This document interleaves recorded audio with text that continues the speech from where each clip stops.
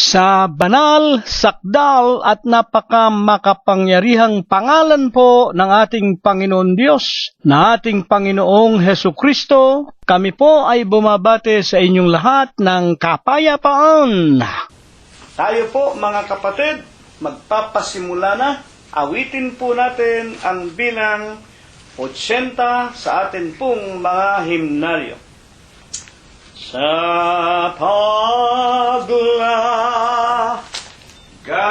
paglaganap ng kasamaan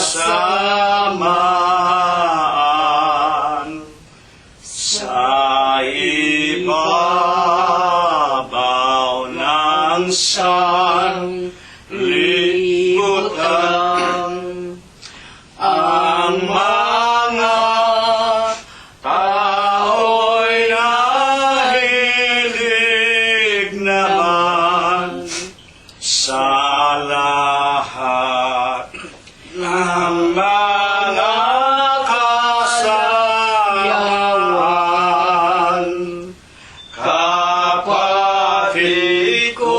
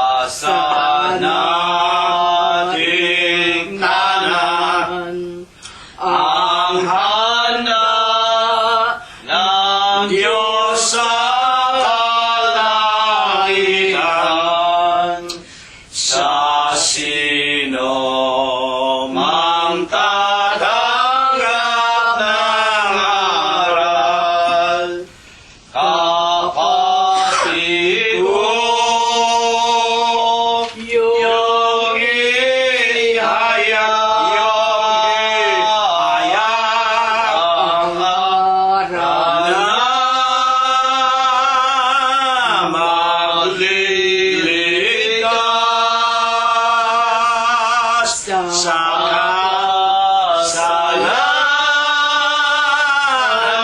ng lahat. Ito ang lunas.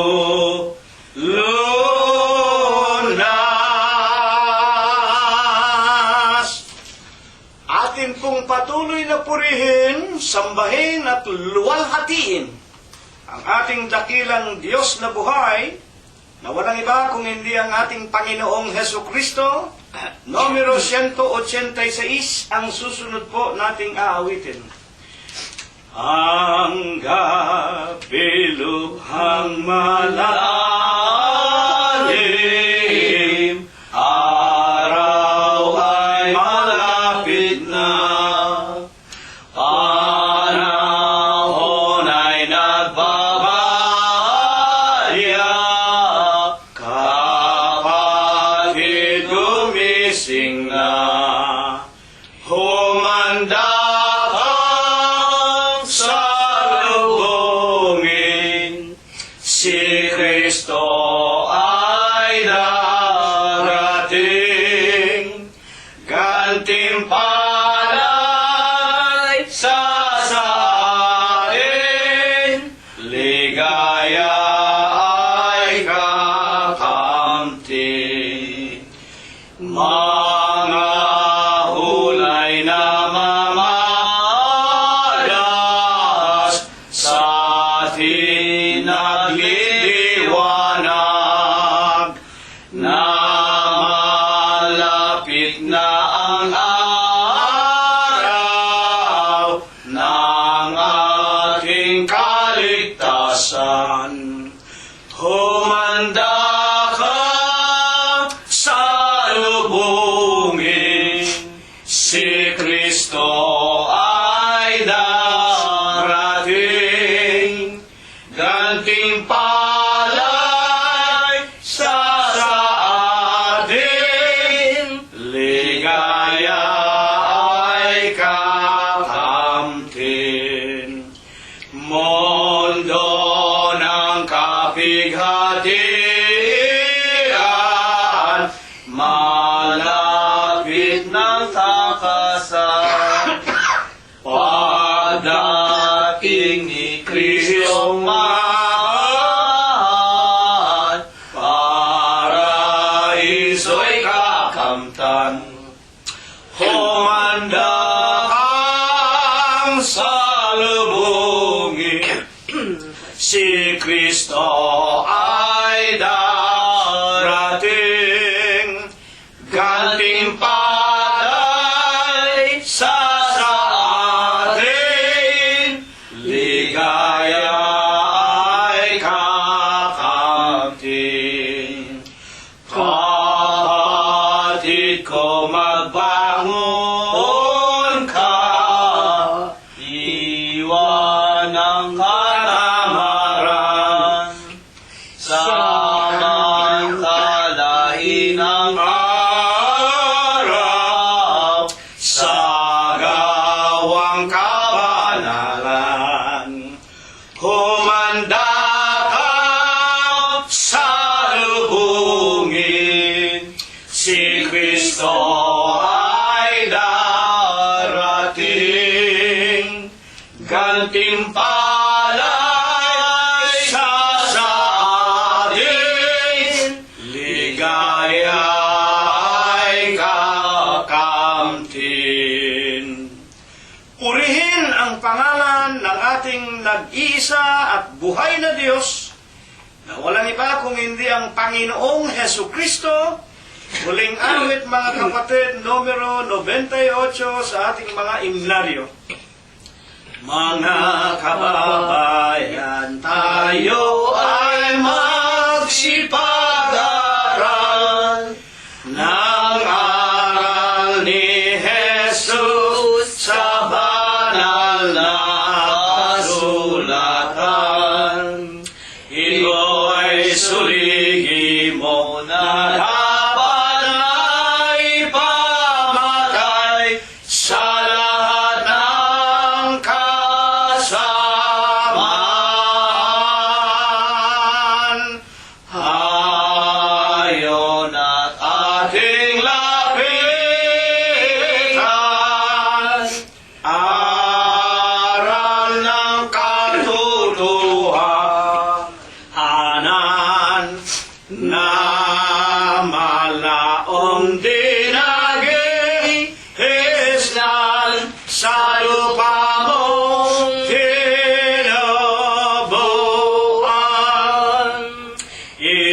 buong sanglibutan nagumon sa kalayuan.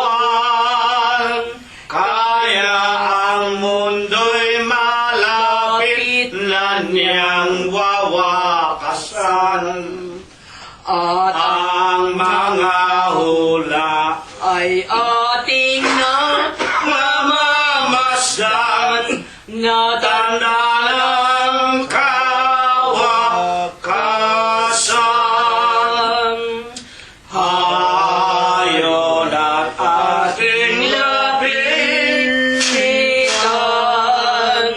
aral ng katotohanan na malaong ginagisnan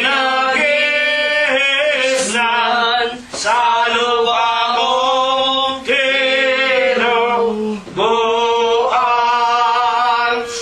Kaya kapatid ko, kayo ngayon'y magsigising, pusong natutulog ngayon ay ating pukawin. Hanaping mapilit kapayapa'y tamuin sa ikaliligtas natin. Hayon at ating lapitan, aral ng katotohanan na malaong ginagisnan sa lupa mong tinubuan. Ang Iglesia ng Diyos ay Kristo Jesus na tunay. Siyang magliligtas sa taong kanyang kinapal. Dalisay na aral niya ang dapat panatilihan. Walang labis, walang kulang. Hayon at ating lapitan, aral ng katotohanan na malaong binagisnan sa lupa mong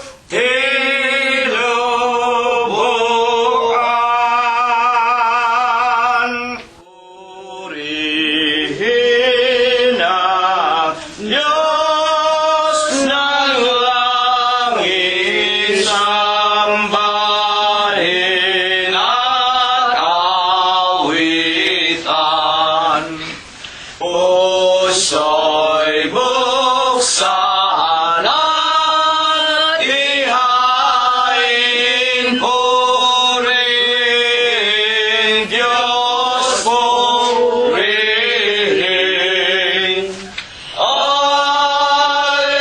Alleluia, alleluia, lapit sa hari natin. Purihin luwal ating biyaya, paglilikas sa ating nagugupiling sa sanay hahanguin.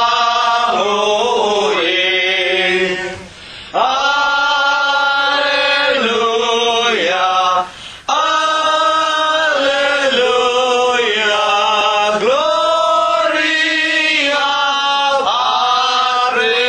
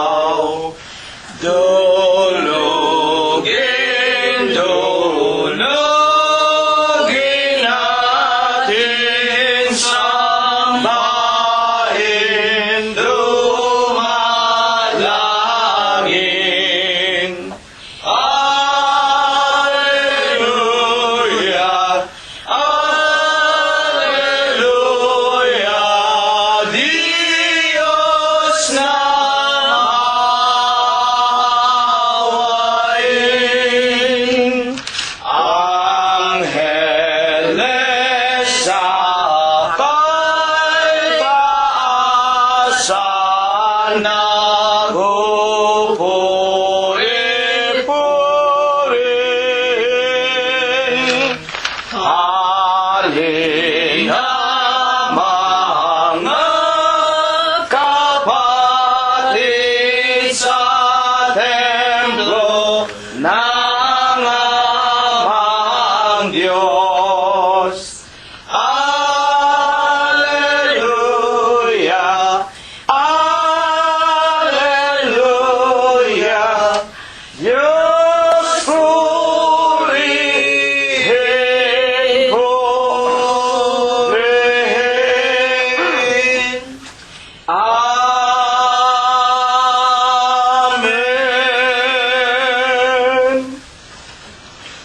Sa banal at dakilang pangalan po ng ating Panginoong Heso Kristo, ako po ay bumabati sa inyong lahat ng kapayapaan. Purihin ang pangalan ng Panginoon. Purihin ninyo ang Panginoon. Purihin ninyo ang Panginoon mula sa mga langit. Purihin ninyo ang Diyos sa kanyang mga kaitaasan. Purihin ninyo siya, ninyong lahat niyang mga anghel. Purihin ninyo siya, buo niyang mga hukbo, mga hari sa lupa at lahat ng mga bayan, mga pangulo at lahat ng mga hukom sa lupa, mga binata at gayon din ng mga dalagang, mga matatanda at lahat ng mga bata. Purihin nila ang pangalan ng Panginoon, sapagkat ang kanyang pangalang mag-isa ay nabunyi, ang kanyang kalwalatian ay nasa itaas ng lupa at ng mga langit. Purihin natin ang pangalan ng Panginoon. Magsiawit tayo sa Diyos ng mga bagong awit at ng kanyang kapurihan sa kapisanan ng mga banal, sapagkat ang Diyos ay nalulugod sa kanyang bayan. Kanyang pagagandahin ang kaligtasan ng mga maamo. Purihin natin ang pangalan ng Panginoon. Purihin natin ang Diyos sa kanyang santuaryo. Purihin natin siya sa langit ng kanyang kapangyarihan. Purihin natin ang Diyos dahil sa kanyang mga makapangyarihang gawa. Purihin natin ang Panginoon ayon sa kanyang marilag na mga kadakilaan at purihin ng lahat ng mga bagay na may hininga. Purihin nila ang pangalan ng Panginoon. Amen. Amen. Mga minamahal, mga iginagalang at mga pinagpipitaganan po namin na mga tagapakinig, tayo po ay muling dumatal sa panibagong araw po ng linggong ito, na ito po ang ating pagsamba para na po sa araw ng Disyembre 22, taong kasalukuyan 2013. Salamat po na hanggang sa mga huling mga araw na ito ng taong kasalukuyan, halos masasabi nating isang linggo na lamang, daratal na ang 2014. Nawa ay loobin ng ating Panginoong Heso Kristo na tayong lahat ay pasapitin sa panibagong taon, at bagaman sa taong kasalukuyan, napakarami po ng mga kahirapan, mga pagpapatayan ng mga tao, digmaan, mga sari-saring mga gusot sa buhay at mga katiwalian sa gobyerno, sa relihiyon, sa mga komunidad, sa lahat ng dako na puno ng mga karahasan. Gayunman sa kabila ng lahat, sa kabila ng patuloy na malalakas na ulan, mga hangin, patuloy na pagsusugo ng Panginoon Diyos sa mga bansa na kamukha ng ating inang bayan, na nakararami ang mga taong mga pagano sumasamba sa mga larawan at mga Diyos-Diyusan. Kaya ang Diyos ay galit na galit sa mga mananamba sa Diyos-Diyusan. Sa halip na tawagan nila ang Panginoong Diyos na walang iba kung hindi ang Panginoong Heso Kristo, sila ay nagsisamba sa mga larawan na na walang magagawang pagliligtas. Gayunman, ipagpasalamat natin sa ating Panginoong Hesukristo na tayo po sa loob ng Iglesia ng Diyos kay Kristo Jesus, ang bago, ang buhay na daan, Hebreo 10:20, ang bago, ang buhay na daan sa katawan ng ating Panginoong Jesus. Hindi po tayo pinabayaan at nawa ipagpatuloy niya na maingatan ang lahat, una na nga ng ating mga sariling kaluluwa, ng ating mga kabiyak ng puso, ng ating mga anak, mga manugang, mga apo, magmula doon sa Pilipinas hanggang sa iba't ibang dako ng sanglibutan, panatilihin nawa tayong mayroon pang buhay, kagalingan at mga kalakasan at loobin nawa ng Diyos. Dumatal tayo sa panibagong taon na 2014.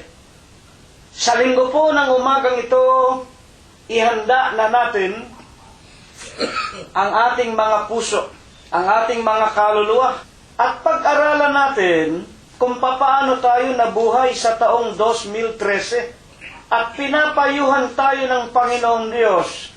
Manumbalik na tayo sa Kanya. Ang wika ng Panginoon sa Isaias 1:18 at 19, magsiparito kayo sa akin, tayo magkatuwiranan.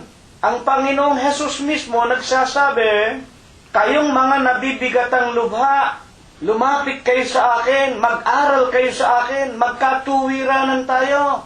Kung kayo ay magkukusa, at kung tayo magkaintindihan na, maging ang kasalanan ninyo simpula ng grana, mapulang mapula, simpula ng granada. Ang ibig lamang sabihin, yung pagkain, yung prutas na granada, kahit na ganoon kapula ang kasalanan natin, tulad ng mga ginagawa nating kalikuan at kasalanan, kayo-kayo na, tayo-tayo na, nakakaalam ng ating mga masasamang gawain, iwanan na natin.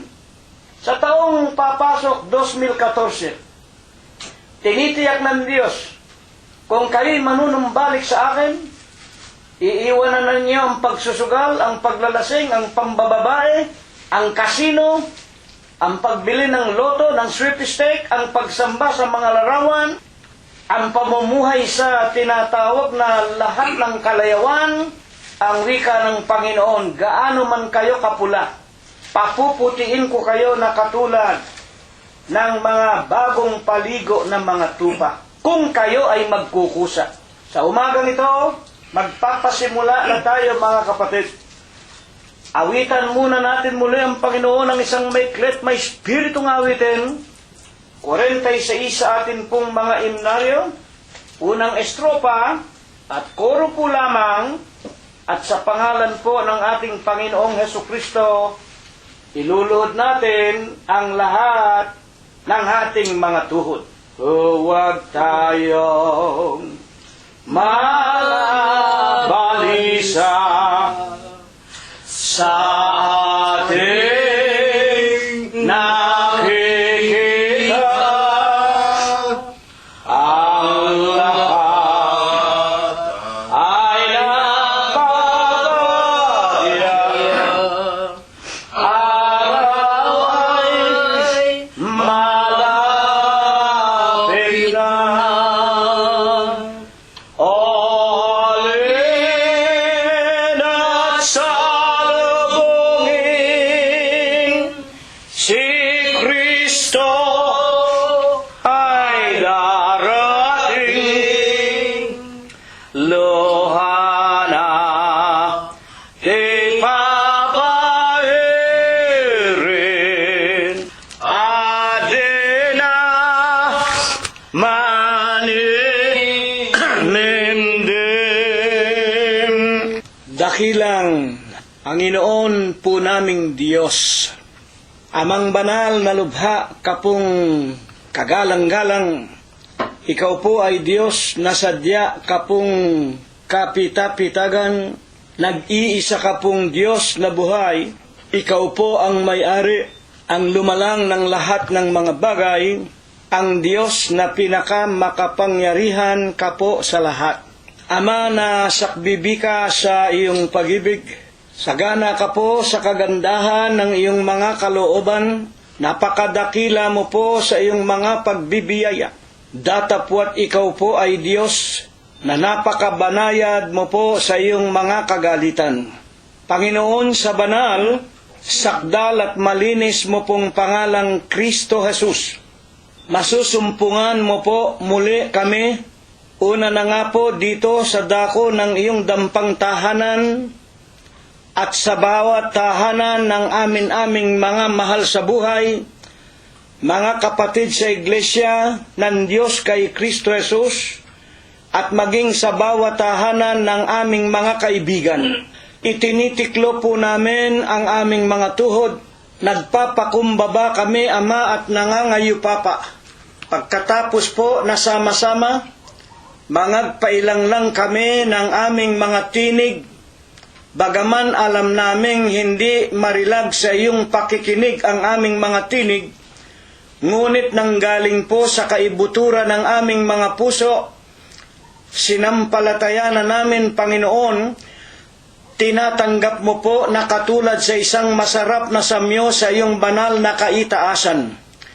Panginoon po naming Jesus, sinasamba ka po namin, pinupuri ka po namin, niluluwalhati namin ang iyong kagalang-galang. Ang malinis mo pong pangalan sa Espiritu mo po at sa iyong kagilagilalas na mga katotohanan. Ama, maraming salamat po sa iyo sa maraming mga araw na sa kasalukuyang taong ito, 2013, patuloy mo pa rin ipinagkakaloob, ipinaparanas na mga kapayapaan, buhay at mga kagalingan. Salamat, Ama, wala ka pong binawian sa amin ng aming mga hiram na buhay, bagaman pinasapitan mo ang bawat isa sa amin ng sari-saring mga pagpaparanas na aming kinikilalang iyong mga saway sa amin, mga pagsubok sa aming mga pananampalataya. Panginoon, kumbagaman dumanas din kami ng luha, kapighatian at mga kabalisahan, gayunman hindi mo kami pinabayaan sa isang buong taong singkad na ito. Nang kami man ay dapuan ng mabibigat na mga karamdaman, tinawagan ka po namin, naranasan naming hinihipo mo kami sa araw-araw, pinalalakas mo po, pinagagaling ang aming mga lupang pangangatawan. Higit po sa lahat, maraming salamat, nararanasan namin, patuloy mo pong dinaragdagan, pinaliliwanag sa amin, pinatitibay ang aming mga pananampalataya sa iyo na minsan po lamang ibinigay mo sa aming mga hiram na buhay. Ama naming Diyos, nalalaman mo rin po kung papaanong ginugol namin ang mga araw na nagdaan, kung saan namin ginamit ang kagalingan at ang mga kalakasan. Alam namin, Ama, ito'y ipinauutang mo lamang sa amin. Nalalaman din namin, hindi kami makapagsisinungaling sa iyo. Walang sino man sa aming nangakaabot sa iyong banal na kaluwalhatian. Ama, sa umagang ito, damahin mo nawa sa kaibuturan ng aming mga puso kung papaanong malabis naming pinagsisisihan ang katigasan ng aming mga puso at ng aming mga kalooban. Ang lahat po ng aming mga kasalanan, isinasamot ipinakikiusap namin sa iyo, Amang Banal, na kung baga maaari, huwag mo sanang gawing dahilan upang hindi mo kami pakainin at painumin ng iyong mga banal na aral sa umagang ito. Ituring mo na lamang po kabiglaanan, kamangmangan at mga kagipitan, at taglay din po ng aming mga kahinaan, Ama naming Diyos, at higit na nga sa lahat, ituring mong dahil sa mga kabataan pa, kamuraan pa ng puso at isipan, ng halos lahat ng aming mga anak, mga manugang, mga apo at mga minamahal sa buhay. Amang banal, kami man ay naging mga bata rin, nalalaman namin na niwalang saysay namin ang iyong mga aral, na kami po ay higit na nagtiwala sa aming mga sariling mga kaalaman at mga kalakas at karunungan. Dadapwat dumalangin din kami sa iyo, Panginoon, at dahil din sa mga pananalangin ng aming mga magulang na naglingkod sa iyo, inalalayan mo kami hanggang sa kami padatnan mo sa panahong ito ng aming mga katandaan. Nalalaman naming iningatan mo kami sa lahat ng mga taon na nagdaan. Gayon din sana ang gawin mo, Panginoon, sa lahat ng aming mga anak, mga manugang at mga apong hanggang ngayon nagwawalang bahala. Sa iyong mga banal na tawag, patawarin mo nawa kami, Panginoon, sa lahat po ng aming mga nagawang mga kasalanan. Panginoon naming Hesukristo, hindi kami humihiling sa iyo, nabigyan mo kami ng kayamanan at ng mga karangalan at mga kapurihan na hindi namin madadala sa ilalim ng aming mga libingan. Isang bagay lang ang pinakamimithi naming mga mag-aanak, magkakaibigan at mga magkakapatid. Una po sa lahat, patuloy mo sanang dagdagan ang aming mga pananampalataya. Patuloy mo rin sanang palaguin ang aming mga kaalaman at katalinuhan kung papaano namin madadaig ang mandarayang sanglibutan. At Ama naming Diyos, isinasamo namin sa iyong dagdagan mo rin sana ang aming mga kagalingan at kalakasan. Lalo na nga po, Panginoon, ang marami sa amin ay patuloy na tumatanda. Nanghihina na kami, Panginoon, at alam naming nalalapit na ang aming kamatayan. Isang bagay ang hinihiling namin sa iyo, palugitan mo pa sana kami ng marami pang mga araw at mga taon. Hindi namin gugugulin sa mga kalikuan, Panginoon, kung hindi kami magsilbi pa rin na mga gabay at tanglaw sa kadiliman sa lahat ng aming mga mahal sa buhay. At kung baga maaari makasangkapan mo kami sa pamamahayag din naman hanggang sa maraming mga taong nabubuhay pa rin sa lahat ng mga maling mga aral. Una na nga ang iyong lingkod, Panginoon, kaawaan mo't kahabagaan, dagdagan pa ng kagaling at kalakasan. Gayon din naman si kapatid na Rosita. Huwag mo rin sanang pabayaan si kapatid na Prospero at Glenda. Ang pinakamatanda sa amin si kapatid na Concepcion Teredero, si kapatid na Floro, si Robert, si Mercedita, gayon din po si Olivia at si kapatid na Mirna. Huwag mo rin sanang pababayaan si Rogelio, si Aveleno at si Expectacion. At idinadalangin namin isinasamo sa iyo, gayon din sanang pagpapala at mga pag-iingat, mahabang buhay at maraming mga araw, ang patuloy mo pong ipagkaloob sa lahat ng aming mga anak, mga manugang, mga apo at mga mahal sa buhay. Katulad po ni Emmanuel, ni Bobby, ni Noel, ni Ruth at ni Joel, ni Teofilo, ni Rosemary, ni Flor, ni Irene, ni Cheche at ni Malu. Iingatan mo rin, Panginoon, si JC, si BJ, si JR at John Macho, si Paul Noren at Sarah, si Micah, si Laika, si Joshua, si Rebecca at Kay. At hindi mo rin po pababayaan si Prospero Jr., si Chuchay, si Pinky at si Philip, maging si Enrico, si Abner, si Daniel at si David Valencia, si Shannon at Ana Lira, si Veyan Guanzon, si Jacob Gonzales, lalong-lalo na po si kapatid na Lolita Bungay, si Susan Samonte, si Lenlen Buenape, si Jingjing Ilagan, si Fe at si Ador Aquino, si Pido at si Victoria Malangke sa malayong dako ng Kabisayaan, at doon po sa Bacolod ang aming manugang na si kapatid na Rosemary Lucerna Gonzales, at sa malayong dako sa gitnang silangan si Flor Bautista Gonzales. Huwag mo sanang ilalayo ang iyong makapangyarihang paningin sa kanilang lahat. Gayon din po sa kanilang mga mahal sa buhay, at maging sa lahat ng mga kaibigan namin, at sa lahat ng aming mga kapatirang nangangalat sa iba't ibang dako ng sanglibutan, na hindi na namin nabanggit ang kanilang mga pangalan, Pagpapalain mo rin po't iingatan, tutulungan mo rin pong masumpungan ang kapayapaan, at kaming lahat nawa ay tipunin mo sa iyong banal na kawan. Sa ikalawang pagparito mo'y nangakahanda kaming magsipasok sa ipinangangako mo pong buhay na walang hanggan.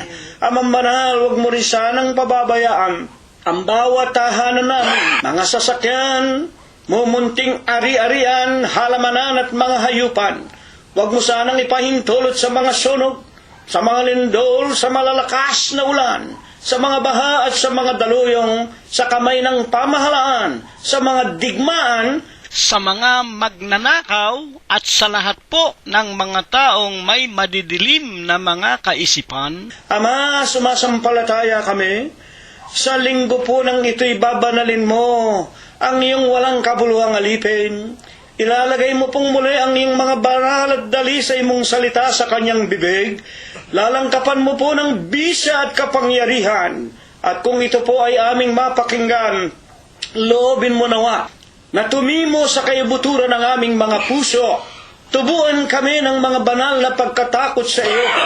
At kami po ay matutong gumanap ng iyong mga banal at mga dalisay na aral. At sa umagang ito, sinasampalatayanan po naming dinirinig mo ang aming mga panalangin. Kami po yung babasbasan at bebendisyonan sa tanging pangalan mo pong Diyos Kristo Jesus, magmula po ngayon at magpakailanman. Amen. At ngayon tayo po ay dumadako na sa pinakamahalagang bahagi ng ating pagkakatipon espiritual. Alalaon po baga ay ang pakikinig po natin ng banal na aralin na inihanda ng ating Panginoong Hesukristo sa kanyang kaharian at nais niya na iparinig sa atin. Kaya nga po atin na pong ihanda ang ating mga banal na kasulatan, ang ating mga puso at ang ating mga pag-iisip, at ating ipakita sa Panginoong Diyos na walang iba kung hindi ang ating Panginoong Hesukristo, ang ating mga banal at mga malilinis na mga layunin na tayo po ay makapagpatuloy sa paglilingkod sa Kanya ng walang kapaimbabawan. Sa linggo po ng umagang ito, ang atin pong paksa naman, Efeso 2:8. Sapagkat sa biyaya, kayo ay nangaligtas sa pamamagitan ng pananampalataya. At ito'y hindi sa inyong sarili. Ito ay kaloob ng Diyos. Ano po ang napakinggan natin mga kapatid sa paksa sa linggo ng umagang ito? Efeso 2:8. Meron pong tinutukoy dito na pagliligtas. Ito ang unang dapat nating maintindihan. Sapagkat sa biyaya, kayo ay nangaligtas. Pag sinasabing naligtas, past tense. Tiyak na, you are saved. Ang wika nga sa English, sa pamamagitan ng biyaya. At ng tinatawag na pananampalataya. At ito ay hindi sa inyong sarili. Yung pagkaligtas ninyo, hindi sa inyong sarili. Hindi dahil sa ikaw ay matalino, hindi dahil sa ikaw ay mayaman, hindi dahil sa ikaw ay mabuti. Sapagkat nasusulat sa Korinto, iwawalat ko ang karunungan ng marurunong, isasawala ko ang kabutihan, ang kabaitan ng mga mabubuti. Unang Korinto 1:19. Wala po sa tinatawag na tao ang pagliligtas. Ano man ang kalagayan ng isang tao, ang tao man pulube, ang tao man mahira, ang tao man mangmang, ang tao man ay marunong, pare-pareho po sa Panginoon Diyos. Paano ang tao magkakaroon ng tiyak na kaligtasan? Una sa lahat, sa pamamagitan po ng pananampalataya. At yung kaligtasan, yun ay biyaya. Ang ibig sabihin, gift, regalo, bigay. At hindi dahil sa sino mang tao. ayon sa ating paksa. Kaya para maliwanagan natin, ang una nating katanungan, saan ba ang tao naligtas? Tandaan ninyo, ito'y past tense eh. At ibig ng Panginoong Jesucristo, nasa ganitong paraan, tayo matuto na tayo ay ligtas. Meron na talagang kaligtasang nakataan para sa atin. Saan ba iniligtas ng Panginoon? Tayong mga tao, 15:50. Kaya ito po ay ginagamit ng mga simbahang protestante na sila daw ay mga Kristiyano, mga born again. Ang ginagawa nila, hindi na ikakailangan, Mr. Gonzales, ang pangalan ng iglesia. Kahit anong pangalan ng iglesia, basta you believe in Christ, you are saved. Ang sama po sa inyo, mga kaibigan namin protestante, huwag kayong magagalit sa akin, hindi naman kayo nagsasaliksik eh. Nabasa mo yung isang sitas na ganon. Sasabihin mo na, ayan, ligtas na tayo. Past tense, surely. Kaya, no need to join a church. Whatever name is the church, they are all the same. Yan papunta rin sa Diyos. Paano yung sinasabi ngayon ni Propeta Solomon sa 14:12? Ang aklat ng kawikaan, there are ways that seem righteous to a person, but the end of it is or are death. May daan, tila matuwid sa mga tao. Datapwat, ang dulo noon, mga daan. Plural, mga. Plural. Ways of death, mga daan ng kamatayan. Kaya mali po, doon lang sa isang sitas na yun, tumba na ang mga protestante. Pero hindi kami nakikipagdebate, ho. Nagsasabi lang kami ng totoo. Itanong nga muna natin, saan ba tayo maliligtas? 15:50 ng unang Korinto, sinasabi ko nga ito mga kapatid, na ang laman at ang dugo ay hindi makapagmamana ng kaharian ng Diyos, ni ang kasiraan magmamana ng walang kasiraan. Bakit? 15:53. Sapagkat kinakailangan na itong may kasiraan magbihis ng walang kasiraan. At itong may kamatayan, kinakailangan magbihis ng walang kamatayan. Ayan. Kaya kung liliwanagin natin ang ating tanong, sa biyaya kayo ay nangaligtas. Past tense na, nakakasiguro na. Saan nangaligtas ang kinakausap dito? Yung katawan, itong katawan natin na may kamatayan, ang katawang ito na nabubulok, ito po kailangang palitan ng katawan na walang kamatayan.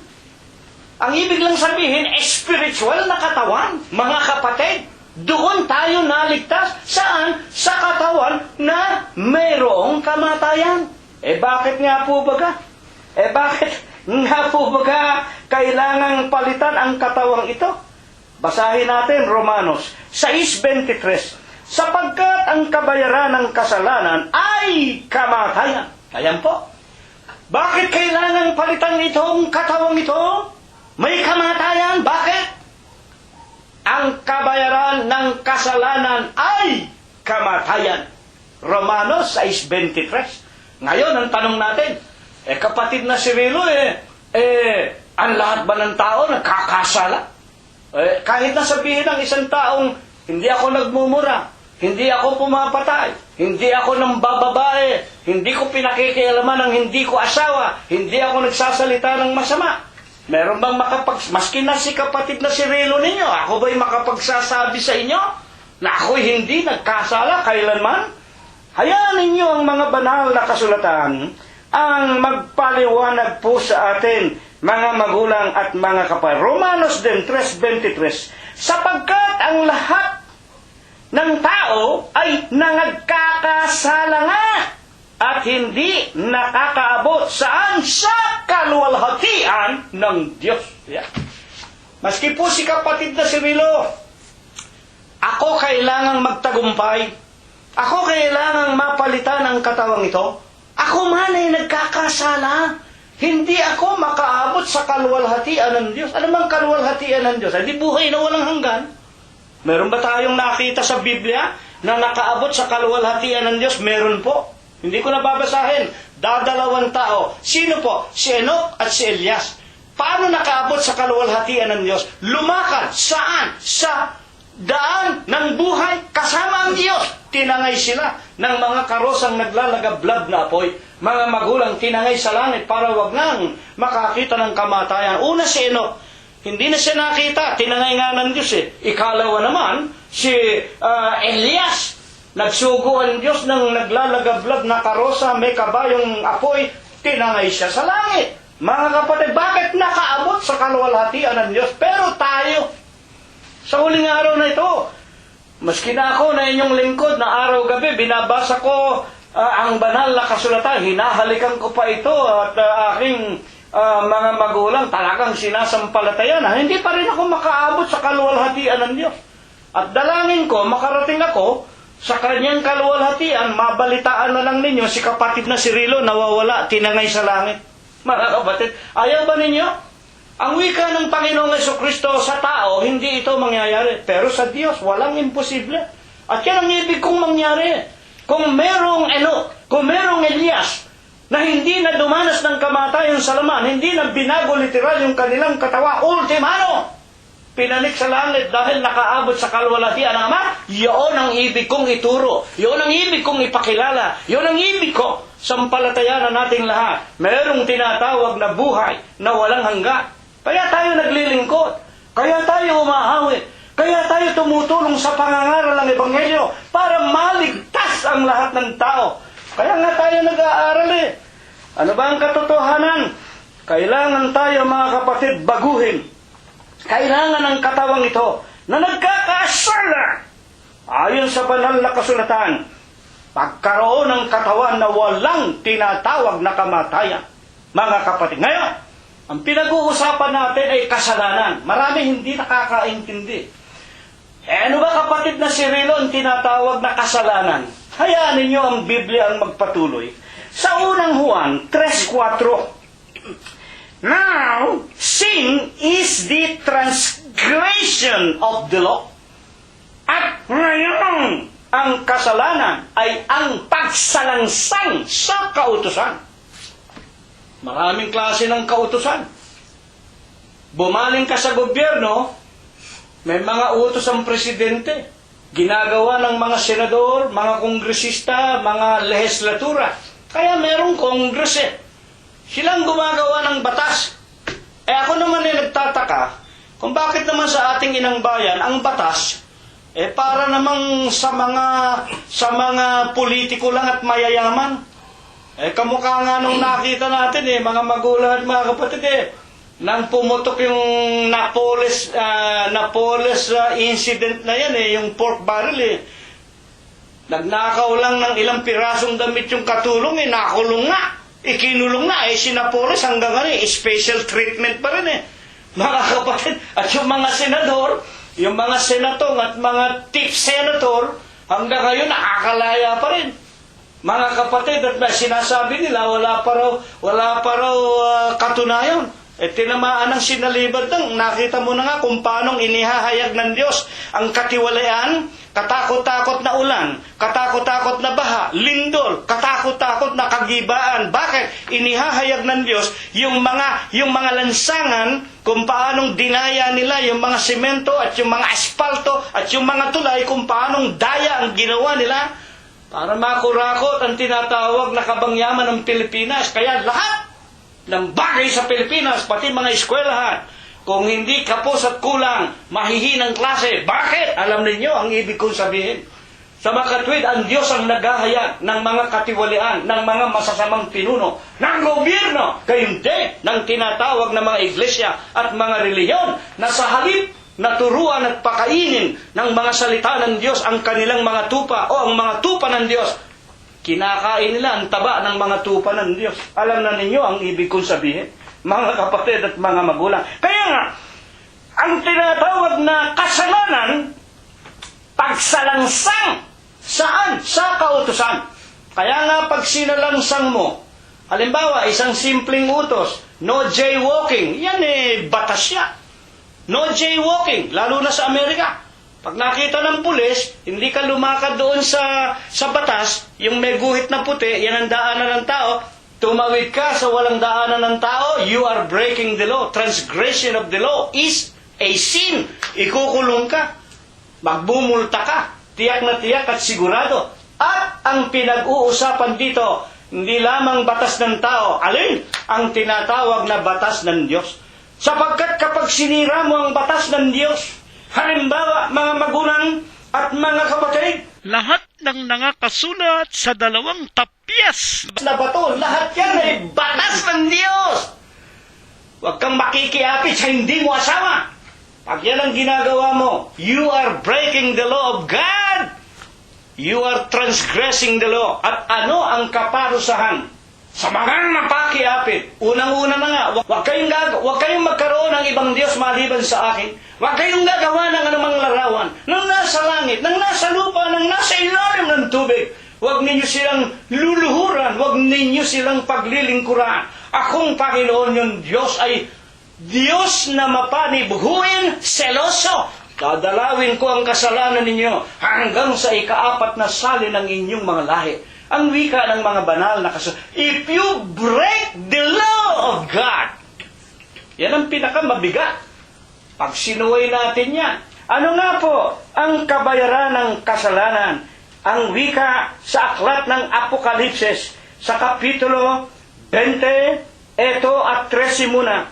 At ibinigay ng dagat ang mga patay na nasa kanya, at ibinigay ng kamatayan at ng Hades ang mga patay na nasa kanila, at sila'y hinatulan, bawat tao ayon sa kani-kanyang mga gawa. At ang kamatayan at ang Hades ibinuli sa dagat-dagatang apoy. Ito ang ikalawang kamatayan. Ang dagat-dagatan, impyerno, kamatayan, magpakai kailanman.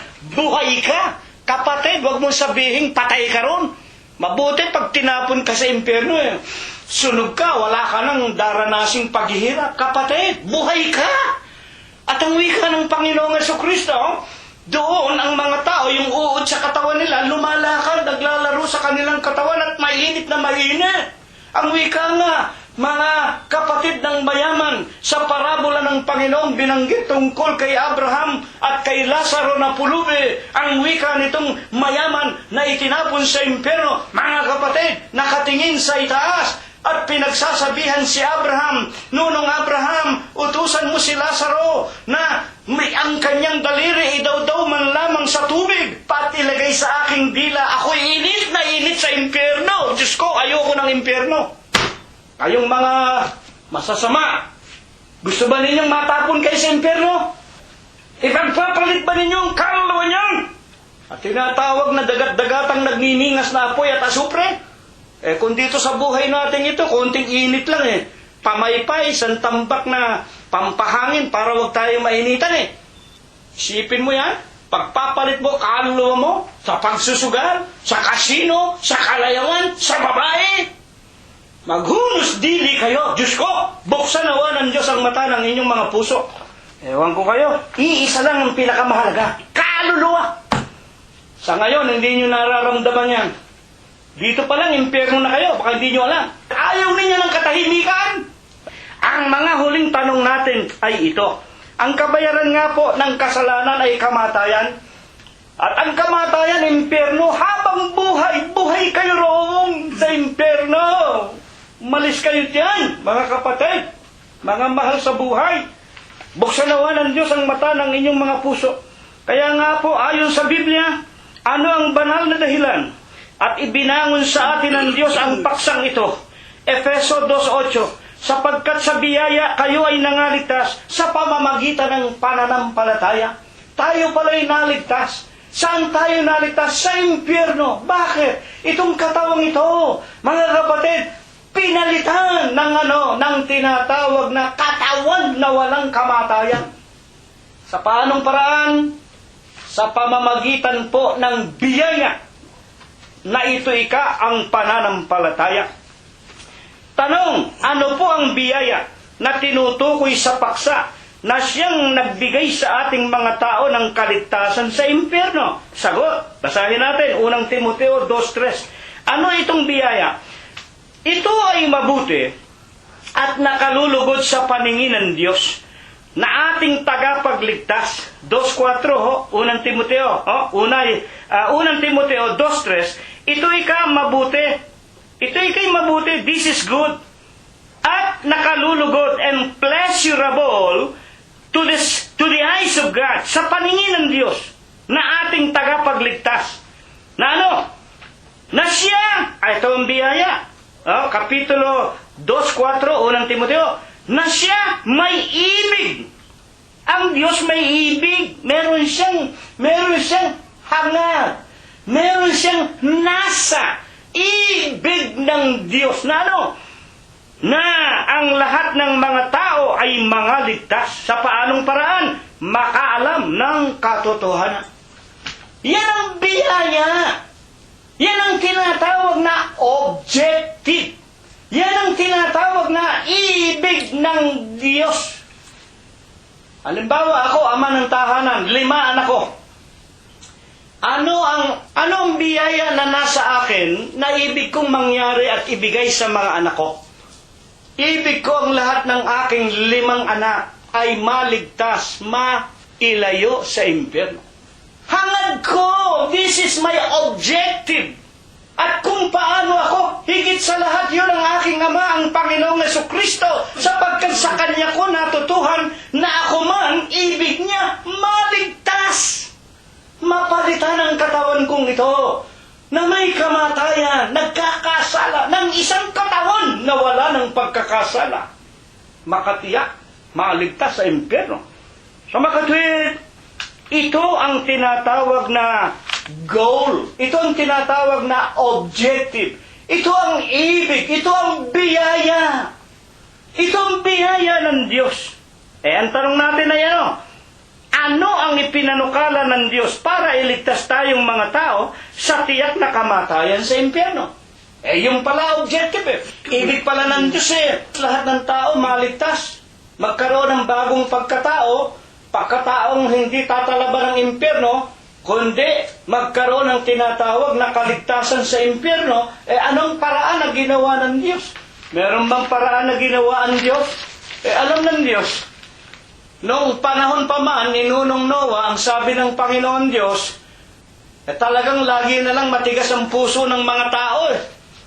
Ilang beses nang sinabi ng Diyos, huwag kayong magkakaroon ng ibang Diyos maliban sa akin. Ang mga tao, ang mga naghali-haliling mga tao, una na nga ang mga Israelita, gawa naman ang gawa ng mga Baal, gawa ng mga larawan, magmula sa tinatawag na ginto at pilak at mga mamahaling mga bato. Yun ang kanilang pinaglilingkuran. Meron pa silang reyna ng langit. Nung panahon ng mga Israelita, 600 years before Christ, napakinggan natin ang nakalipas na linggo. Meron silang Birhen Maria. Mga kapatid, hindi nga lang Birhen Maria sapagkat wala pa ang Maria nun. Pero meron silang Diyos-Diyosan, babae, reyna ng langit. Sa huling araw, sino ba ang reyna ng langit? Si Birhen Maria. Di ba? Talagang laging matigas ang puso ng mga tao. Pero, ano ang paraan na ginawa ng Diyos para ang tao na ibig niyang huwag matapon sa impyerno ay magkaroon ng kaligtasan? Ito ang sagot, 2 Samuel 14:14. Sapagkat tayong mga tao ay mamamatay na walang pagsala at gaya ng tubig na mabubuho sa lupa, hindi na mapupulot uli o maliligtas pa man. At hindi rin naman nagnais ang Diyos na mag-alis ng buhay kung hindi, makinig kayo, kung hindi ang Diyos ay humanap ng paraan para ang tao na tulad sa tubig na itinapon sa lupa na hindi na mababalik uli o wala ng pag-asang mabuhay pa, magkaroon ng tinatawag na kaligtasan. Magkaroon ng tinatawag pagbalik uli sa buhay. Ang ibig lang sabihin, sapagkat tayo parang tubig. Tulad tayo ng tubig, pag natapon sa lupa, hindi mo na maibabalik sa baso o sa pitsil. Pero ang Diyos, dahil sa kanyang objective, dahil sa kanyang pagnanasa na walang taong matapon sa impyerno, humanap ng paraan para tayong mga tao, magmula sa pagkatapon, mabalik na muli saan? Sa lalagyan, mga kapatid, o sa Diyos. Magkaroon muli ng buhay. Ano ba ang paraan? Ano ang paraan na ginawa ng ating Panginoong Jesucristo? Ano po ang paraan na ginawa? Buksan po natin ang uno-uno ng San Juan, nang pasimula siyang berbo, Ang berbo'y sumasa Diyos. Ang berbo ay Diyos. Yung berbo ay Diyos. Ano ba yung berbo? Ano ba nasa kanya? 1, 2. Ito rin ang pasimula, sumasa Diyos. 1, 3, 1. Lahat ng mga bagay, ginawa niya.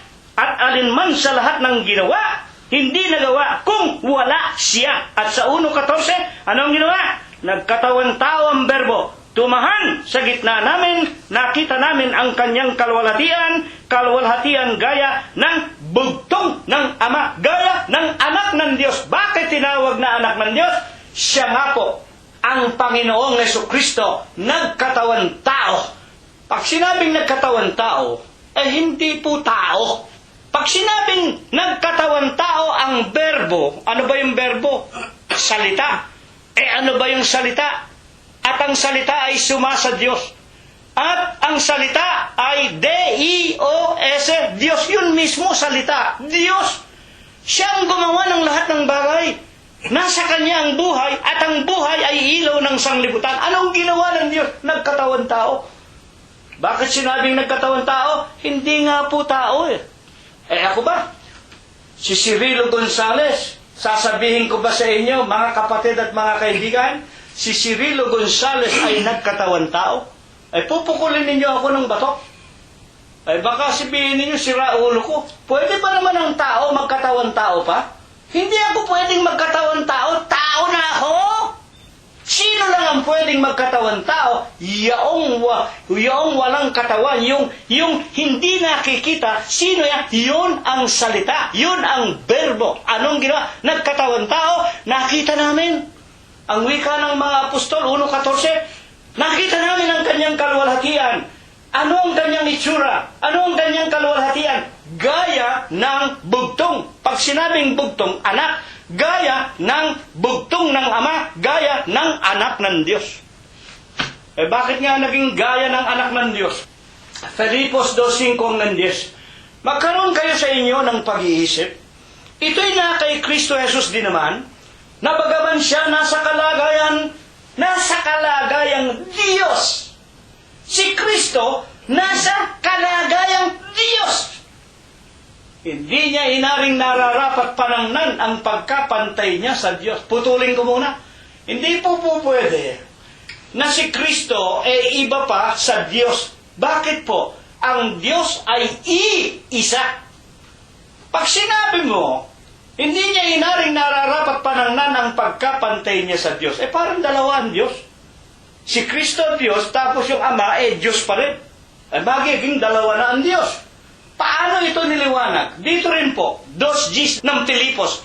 Magkaroon kayo sa inyo ng pag-iisip na ito'y na kay Kristo Jesus din naman, na hindi niya inaring nararapat panangnan ang pagkapantay niya sa Diyos. Anong ginawa niya? Hinubad! Merong hinubad! Hinubad niya alin yung kanyang pagka-Diyos. Hinubad niya ang pagka-Diyos. Paano hinubad? Nag-anyong alipin. Ayan. Nakitulad sa mga tao. Minarapat niyang sa kaparaan ng magligtas, minarapat niyang siya'y ipanganak ng isang birhen. Mga kapatid, yun nga si Birhen Maria, birhen dahil hindi nasipingan, kinasangkapan niya.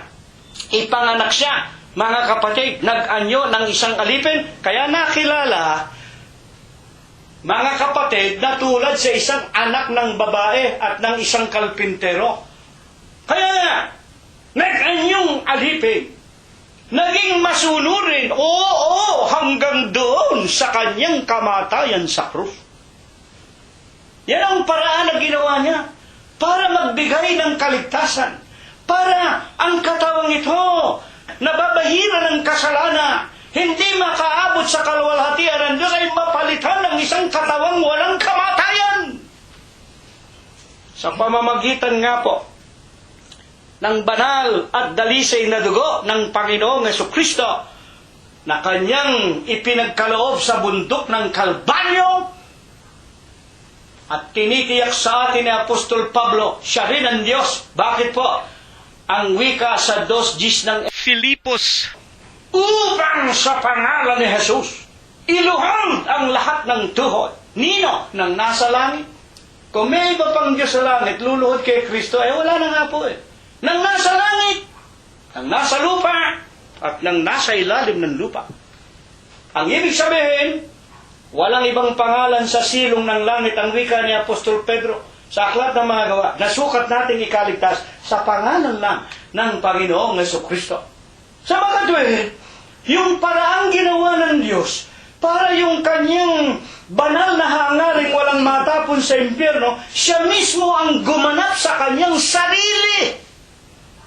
Kaya nga ang wika sa Aklat ng Mga Gawa 20:28, hindi ko nababasahin. Pakainin ninyo ang iglesia ng Diyos. Binayaran niya ng kanyang sariling dugo sa bundok ng Kalbaryo. Feed the church of God, which He purchased with His own blood. Kaya tayo, binili tayo ng dugo ng Diyos. Mga kapatid at mga magulang. Ngayon, bakit nga po ba naman sinasabi ng paksa, ang pagliligtas ay hindi ayon sa ating mga sariling kalooban? Ayan po, maganda ito. At ito ay hindi sa inyo. Ang wika ng paksa, tayo ika'y nangaligtas sa biyaya ng Diyos at hindi sa inyo. Hindi dahil gusto ninyo. Paano pinatutunayan ng Biblia? Bakit po baga sinasabi ng paksa, ang pagliligtas hindi ayon sa ating mga sariling kalooban? Sa 2:8 ng Efeso, sapagkat sa biyaya kayo'y nangaligtas sa pamamagitan ng pananampalataya. At ito'y hindi sa inyong sarili, ito ay kaloob ng Diyos.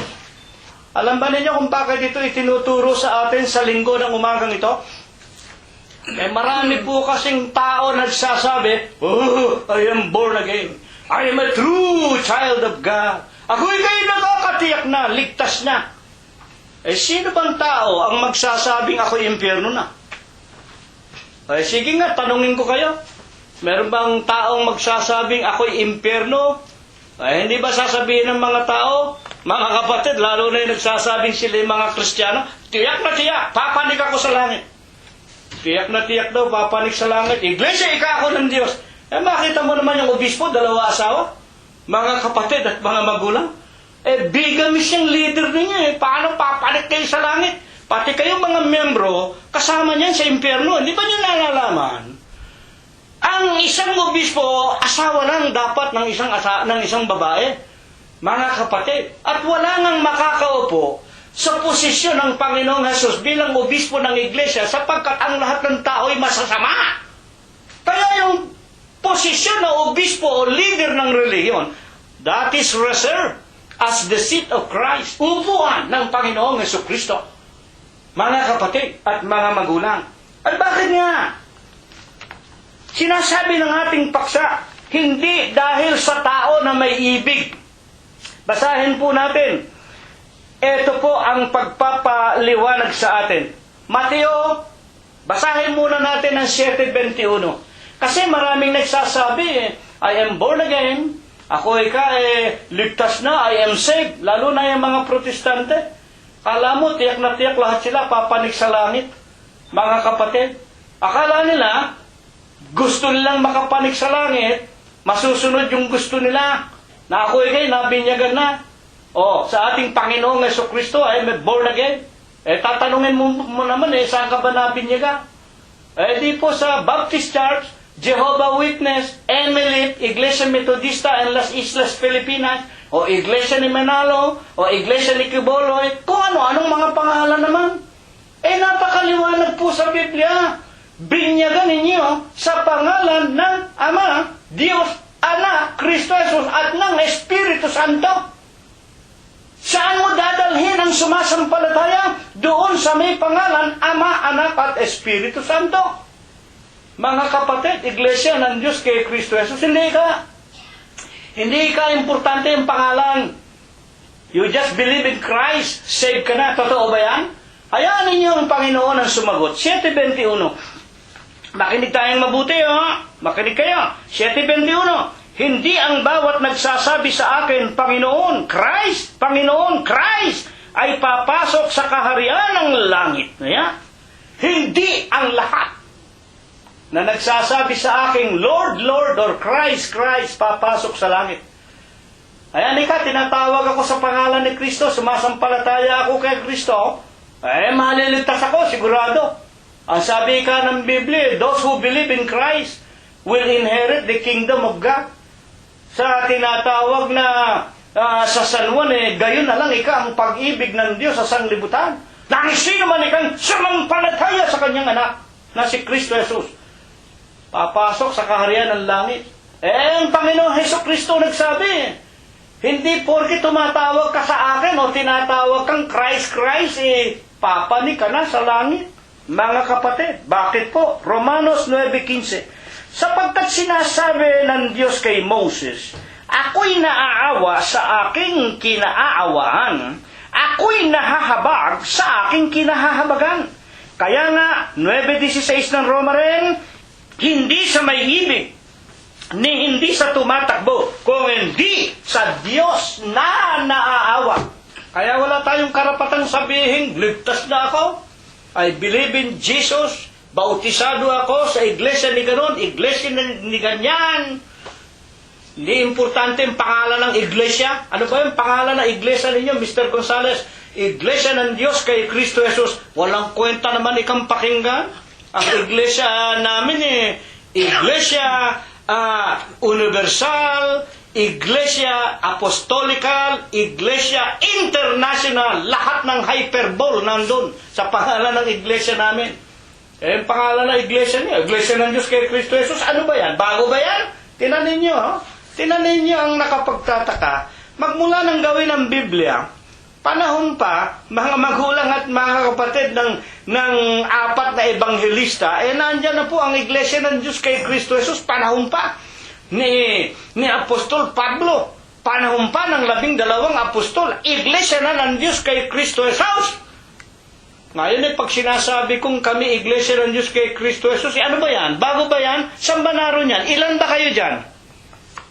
Inalihim sa hiwaga. Talagang hindi kayo mga anak ng Diyos. Ngayon, mga kapatid, higit sa lahat, bakit hindi lahat ng nagsasabing sila'y mga Kristiyano din naman at tumatawag kay Kristo, hindi papasok sa kaharian ng langit? Dahil nga po, hindi sa tao na may ibig, you cannot, with your own will, hindi ka po pwedeng pumalik sa langit ng kung ano-anong sarili mong kaparaanan, maliban na ikaw ay kaawaan, maliban na ikaw ay kahabagan ng Diyos. Hindi sa may ibig, hindi sa tumatakbo, kung hindi sa Diyos na naaawa at nahahabag. Mga kapatid, ano pa ang paliwanag ni Apostol Pablo? Romanos 10:1. Mga kapatid, ang nais ng aking puso at ang aking panalangin sa Diyos patungkol sa kanila upang sila ay mga ligtas. Putulin ko muna. Bakit nga?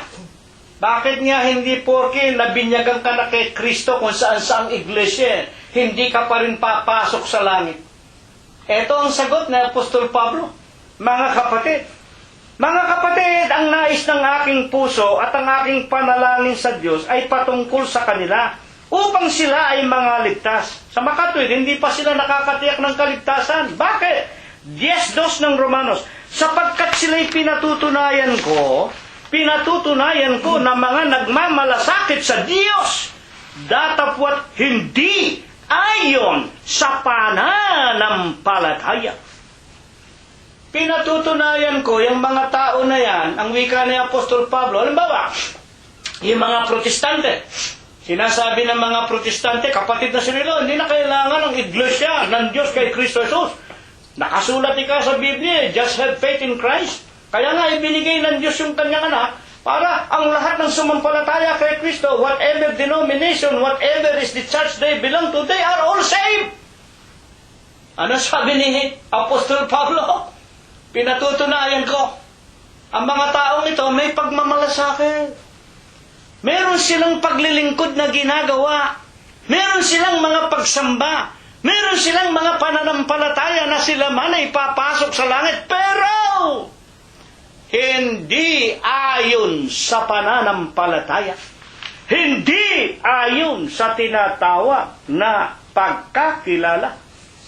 Ang ibig sabihin, ni Apostol Pablo, eto, diretsong sasabihin ko sa inyo, wala sila saan? Sa daan. Wala sila doon sa ipinag-uutos ng Diyos na daan na doon ang tao makakasumpong ng buhay na walang handa, walang hanggan. Ang nangyayari sa kanila, ang sinasabi sa Kawikaan 14:12, may daan tila matuwid sa tao, ang dulo ay impyerno. Kaya sinasabi nila, pare-pareho lang yan, kapatid na Cirilo. Kahit na anong relihiyon mo, kahit anong pangalan na iglesia mo, they are all going to God. Para ikang kalye. Halimbawa, Sunset Boulevard, Wilshire Boulevard. Pag diniretso ng dalawang tao, yan ang dulo niyan, City Hall ng Los Angeles. Sa tao, ganun. Pero sa Diyos, hindi po ganyan. Mga kapatid, akala mo diretso yung iglesia mo. Akala mo matuwid yung nilalakaran mo. Ang dulo, impyerno. Hahatulan ka rin. Bakit? Hindi ayon sa pananampalataya. Hindi ayon sa katotohanan. Kaya nga, ayon pa man din kay Apostol Pablo, anong dahilan at hindi sila ayon sa pananampalataya, lingkod ng lingkod, abuloy ng abuloy, meron pang nagdodonar ng lupain nila, nagdodonar ng malalaking salapi. Akala nila ang Diyos masusuhulan eh. Mga kapatid, naintindihan ba ninyo ang pinag-aaralan natin? Eh, ang daming mga miyembro eh, naghihirap na eh, bigay ng bigay sa iglesia nila. Mga kapatid, bigay ng bigay na ikapo. Eh bakit? Eh kapatid na Cirilo eh. Gusto ng Diyos, ikapo eh. Utos daw sa kanila yon. Hindi kayo nag-aaral kasi. At hindi ninyo itinatanong sa mga pare ninyo, sa mga obispo ninyo, sa mga ministro ninyo, yan ba ang katotohanan? Eh, walang katotohanan sa inyo. Hindi nyo alam yung tithing, hindi naman para sa inyo sa huling araw eh. Kaya nga, sinabi ni Pablo, pinatutunayan ko nagmamalasakit pero hindi ayon sa pagkaalam ng katotohanan. Bakit? 10:3. Sapagkat sa hindi nila pagkaalam ng katwiran ng Diyos at sa pagsusumakit na maitayo ang sariling kanila, hindi sila napasakop sa katwiran ng Diyos.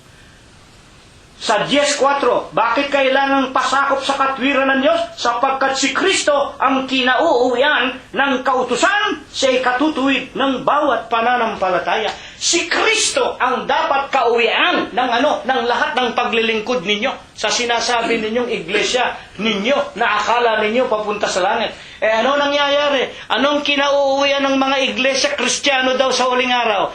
Mas maraming kinauuwian ninyo pagpupuri ninyo kanino? Kay Birhen Maria, kay Kalunsad, kay Lorenzo Ruiz. Ngayon magdaragdag pa kayo ng isang papa ninyo, gagawin na naman yung Diyos-Diyosan. At mabuti pa, ang mga karangalan at kapurihan ng obispong tao ninyo. Sugong anghel sa uling araw, si Kristo'y tao. Marami akong kamag-anak, nandyan sa iglesia na yan. Pagpasok mo sa bahay nila, ang mga litrato ng kanilang mga obispo, magmula sa lolo hanggang sa anak at hanggang sa apo, yung litrato ng mga leader nila na iglesia ng tao.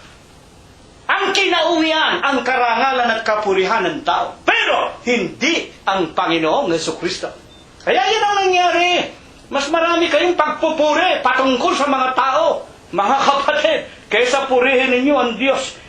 Upang tayo po, mga huling katanungan, upang tayo po makatiyak na magtatamo ng biyaya ng Diyos, yung goal, yung hangarin, yung pagnanasa ng Diyos na maligtas tayo para matamo natin iyan sa ikaliligtas ng ating mga kaluluwa sa impyerno. Mga kapatid, ano ang payo ng Panginoong Jesucristo mismo sa ating lahat? Huling talata, Mateo 7:21, hindi ang bawat nagsasabi sa akin, Panginoon, Panginoon, ay papasok saan? Sa kaharian ng langit. Ayan, napakinggan na natin yan. Hindi porke bautisado ka kay Kristo, nandun ka naman sa iglesia ng tao, nandun ka naman sa iglesia ni Lutero, nandun ka naman sa iglesia Baptist, nandun ka naman sa iglesia Emily, nandun ka naman kung ano pangalan ng iglesia. Mga kapatid at mga magulang, hindi nyo nakikilala kung sino ang Kristo.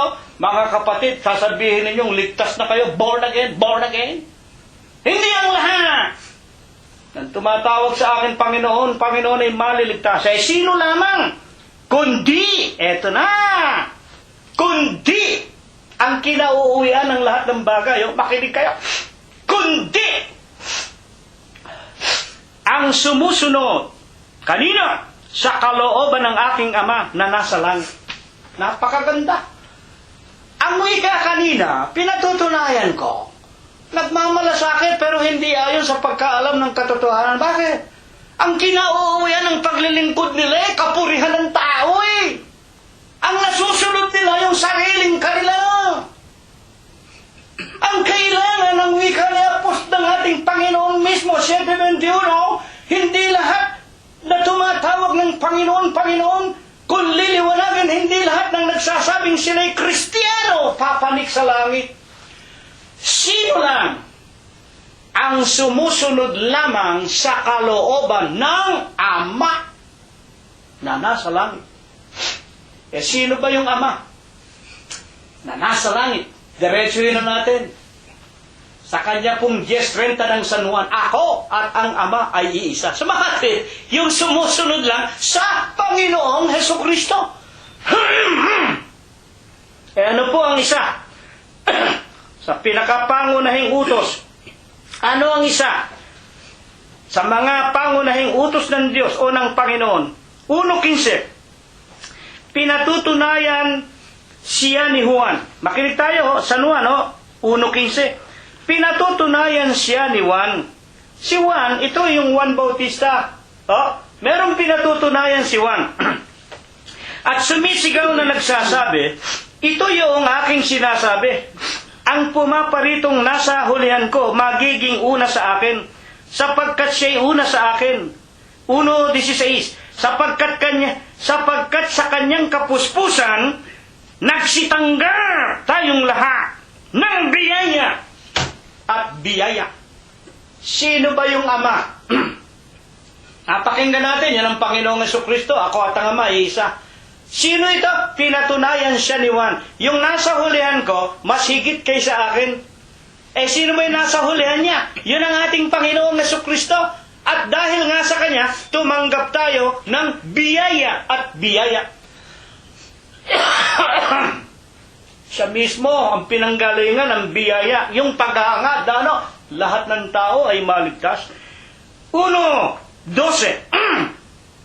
Dadapot ang lahat ng sa kanya ay nagsitanggap, pinagkalooban niya sila ng karapatang maging mga anak ng Diyos sa makatwidbangan ang mga nagsisisampalataya sa kanyang pangalan. Na mga ipinanganak, ayan na hindi na sa dugo, ni sa kalooban ng laman, ni ng kalooban ng tao, kundi ipinanganak saan? Sa kalooban ng Diyos. Sino ang tinutukoy na magsisitanggap ng biyaya o ng buhay na walang hanggan sa pamamagitan ng pananampalataya sa Kanya? Yung mga ipinanganak na muli. Hindi na po sa laman at sa buto. Yun ang tinatawag na born again. At sa Galatias 3:25-29, ang wika ng banal na kasulatan, hindi ko nababasahin para wag tayong masyadong humaba. Ang bawat sa inyo'y nangabautismohan kay Kristo Jesus, ang ibinibihis na ay si Kristo.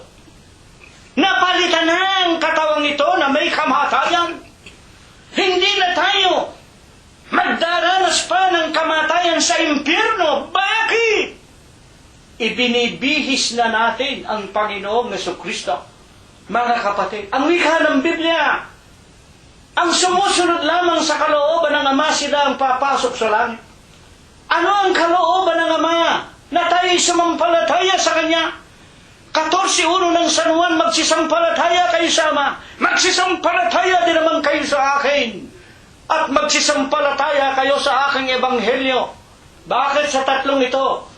Sa langit merong nagpapatotoo. Unang 1:5-7, King James Version, there are three that bear records in heaven, the Father, the Son, and the Holy Ghost. Ang Ama, ang Diyos, ang Anak, si Kristo Jesus, ay ang Ebanghelyo.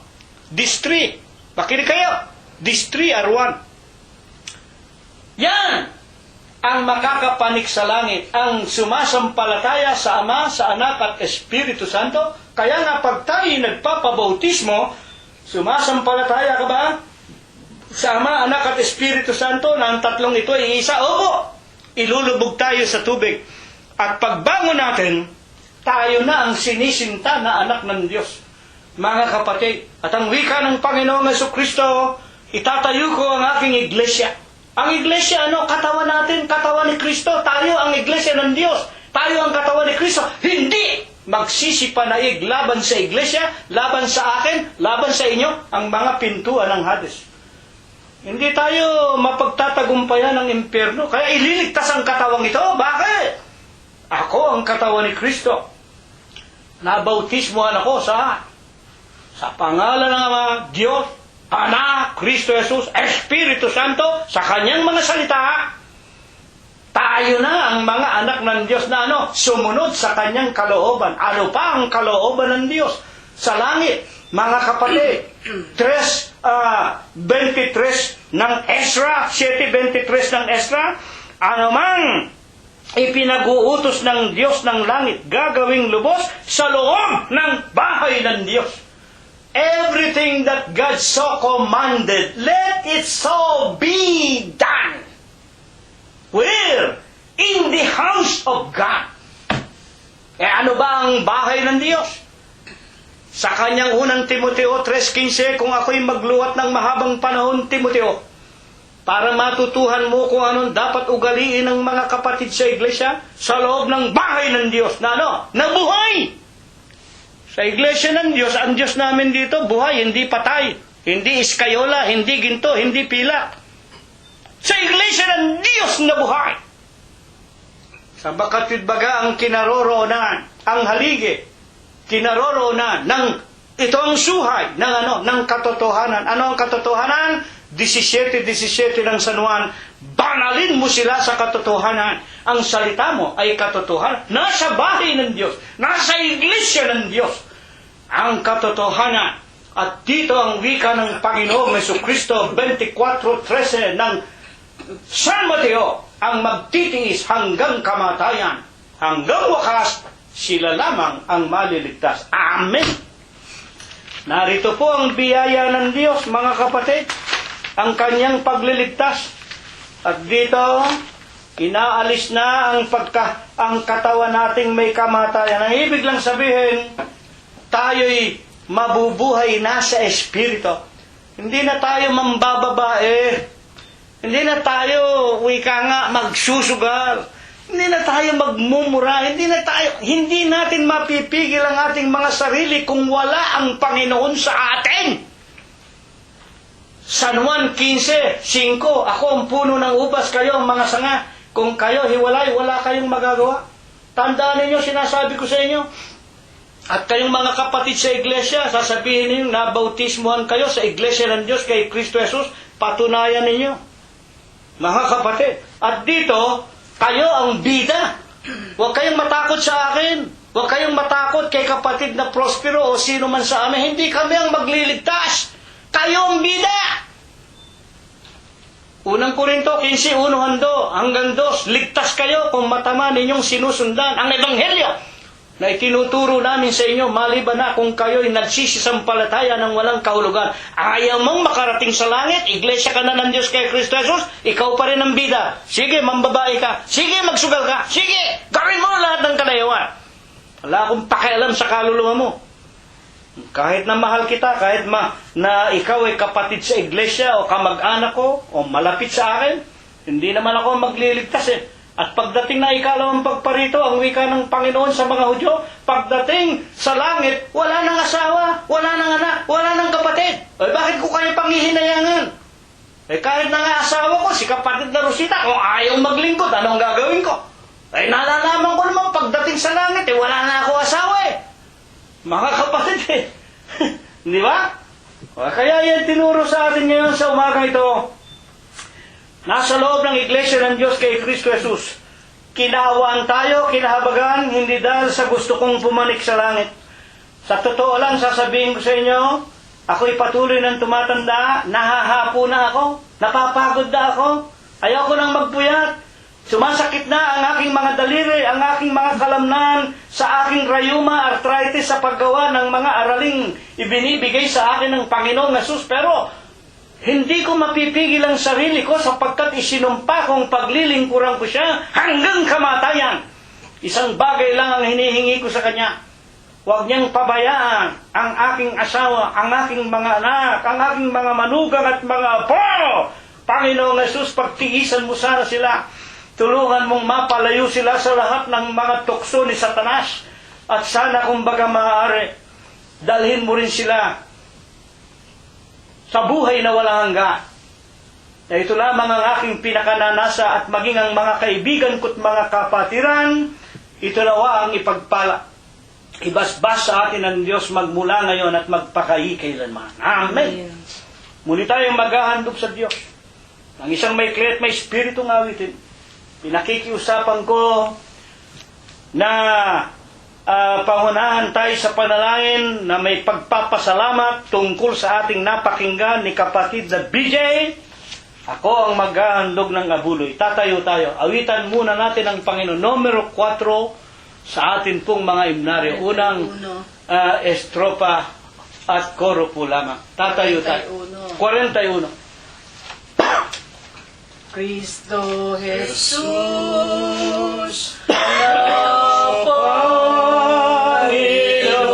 Panginoon ko, dinggin ang aming awitan, pagpupuri at pagwalhati sa iyong banal na pangalan. Alleluia, Alleluia,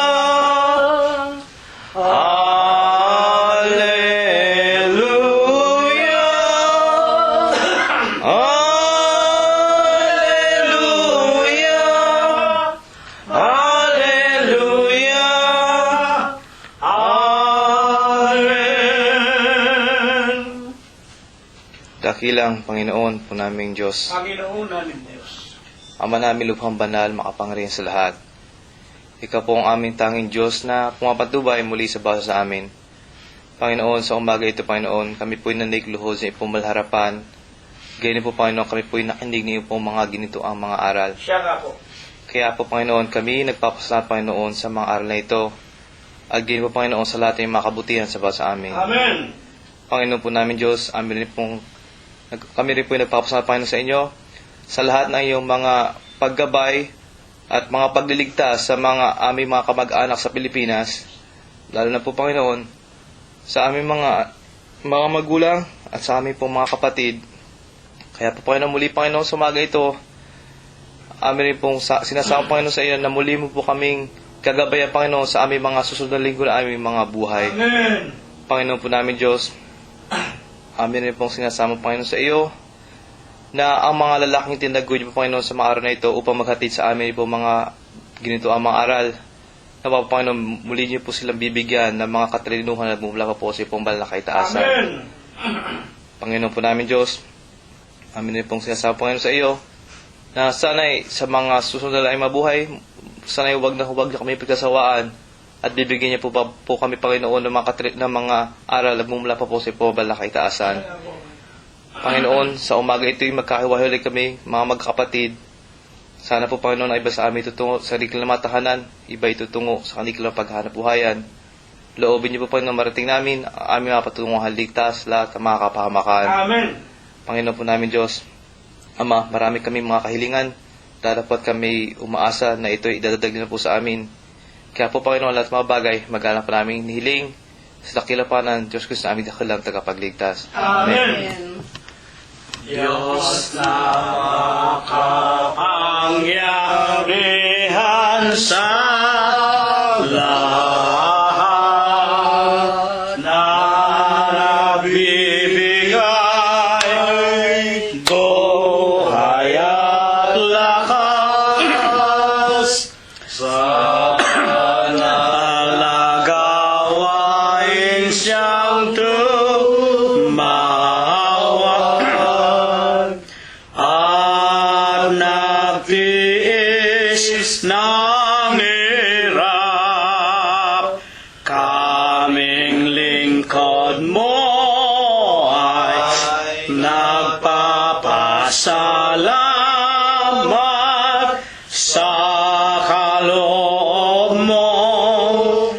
buhay at lakas, dalangin namin sana'y maging dapat tanggapin mo, Diyos ko.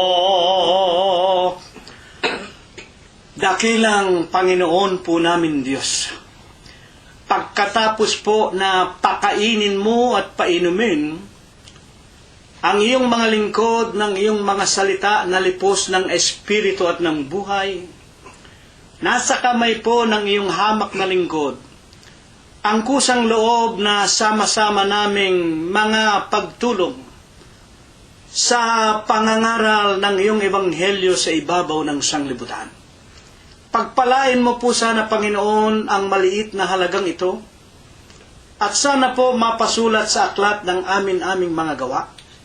At sana, Ama, huwag mo kaming pabayaan na patuloy mo nawang mabuksan sa amin ang lahat ng mga magagandang pintuan ng mga kapalaran at ang mga bagay na ito'y magamit lamang sa pamamahayag ng iyong katotohanan, kumbaga maaari sa maraming mga kaluluwa pa na naghahangad ng iyong katotohanan. Ang lahat ng ito, Panginoon, ipinagpapasalamat namin sa pangalan mo pong Kristo Jesus, magmula po ngayon, magpakai kailanman. Amen. Ang amay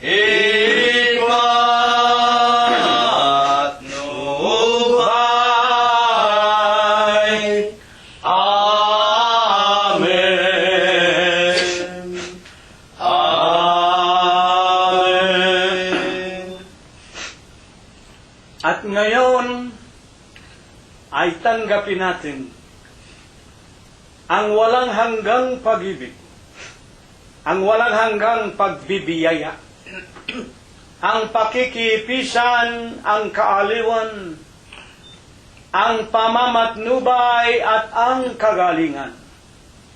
Gayon din ang hindi maulatang banal na biyaya, basbas at bendisyon, pagliligtas at pagpapagaling ng kanyang banal na espiritu. Ito nawa ang muli niyang ipagkaloob sa ating mga magkakapatid sa umagang ito, hanggang sa gagawin nating pag-uwi sa ating mga dampang tahanan, hanggang sa lahat ng ating mga kabiyak, mga anak, mga manugang, mga apo, kasangbahay at mga kamag-anakan sa laman, sa lahat ng ating mga kaibigan, sa paghanap natin ng ating kakainin sa araw-araw, sa loob at labas ng ating mga dampang tahanan, at sa buong kalaganapan ng Iglesia ng Diyos kay Kristo Jesus, magmula ngayon, magpakai kailanman. Amen. Kapayapaan ang sumaatin, mga kapatid. Purihin ang pangalan ng ating Panginoong Hesu Kristo. Ako kay Jesus sa aking kahinaan, si Jesus ang pag-asa ating bulan. Wala nang ibang ngalan dapat tayong pagsaligan. Diyos Kristo, Jesus, tunay na tunay. Ako'y ahawa kay Jesus at tukso'y lalaban. Ako'y ahawa kay Jesus hanggang kamatayan. Ako'y ahawa kay Jesus, hindi walay ang